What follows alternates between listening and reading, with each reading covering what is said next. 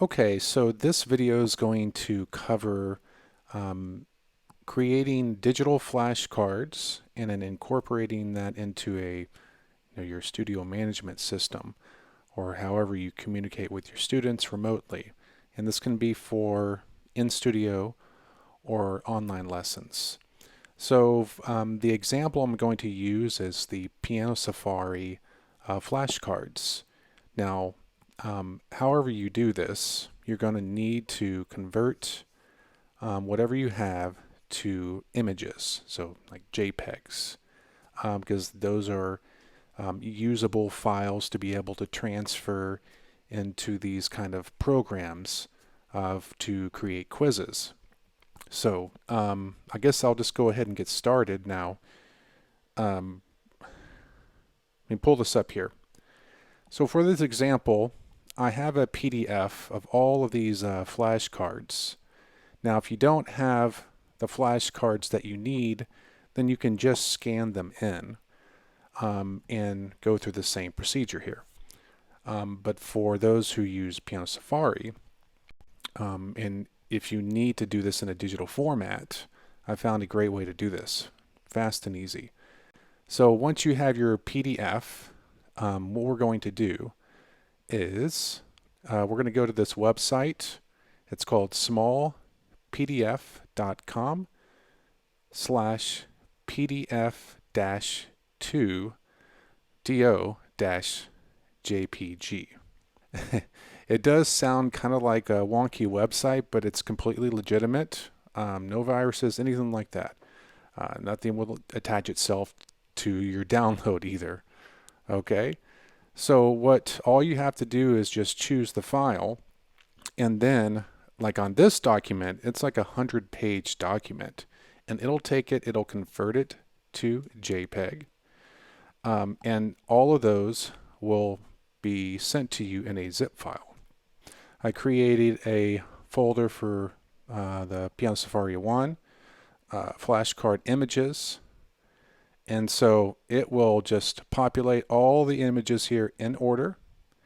And then I created different folders for the units so that because I wanted all my flashcards to be introduced into units, and then one big collective thing at the end. So once you have your JPEGs of whatever it is you're trying to create flashcards with, all right, I've experimented with a lot of different quiz programs, StudyBlue, I used to have for a long time, and then they got bought out actually by what I'm going to show you here, by Chegg, which is Chegg.com. And I also have used Anki app, Quizlet. I may have mentioned that already, but I find this one to be quick and easy. The other ones require a little bit more work. This is so easy to create flashcard units. In fact, I'll go through the process. Let me show you. So this is again Chegg.com with 2 G's, and I'm going to go into my flashcards.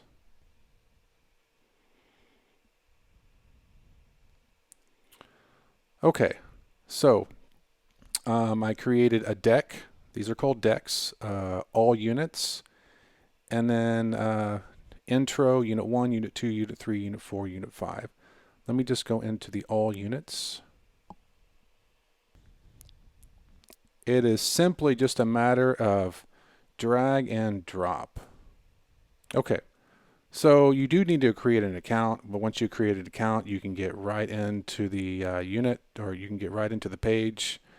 And let me just drag and drop, drag and drop. All these other sites you actually have to, from what I've seen, actually it'll pull up the upload screen. This is really easy to do, so let me X that out. Okay, so let's just say you've done all of that. You've got your digital cards made into images, and you've dragged and dropped. You've created your flashcards. And now what we're going to do is go back to my flashcards. It's going to show all of the decks that I've created. And then now I have to deliver to the student. So what I have created is I use Evernote to communicate with my students, but you can do this a lot of different ways. You could text it.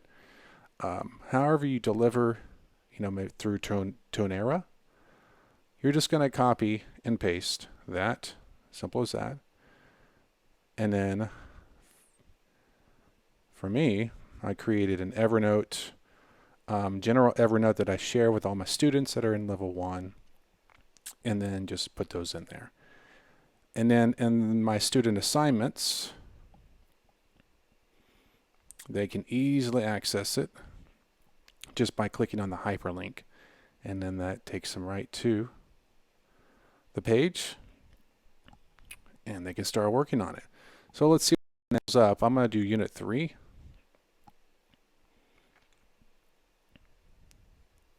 Now most of my students and yours will do this on their phone or tablet. And let's go to Practice All Cards. You can do flashcards or multiple choice. Now it is not as extensive in terms of like keeping score, but it is a great easy way to study the flashcards. And basically it asks you, do you got it or not quite? So it does keep track during that moment what your score is, but I don't believe, unless you set up an account, it's not going to remember your score. So let me pop up another device here. All right, here we go. Okay, so this is the app version. So you can get the app, have them install it, and then if they have the app and they sign in, then it will keep track of their scores. Or they can just open it up in their browser. So you have multiple ways to do that. And so if I go to Practice Cards,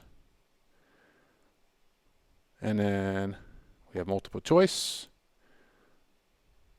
And of course, multiple choice will actually be probably the best way to evaluate, instead of just trusting that the student actually got the answer right. So you can choose however you want to do that.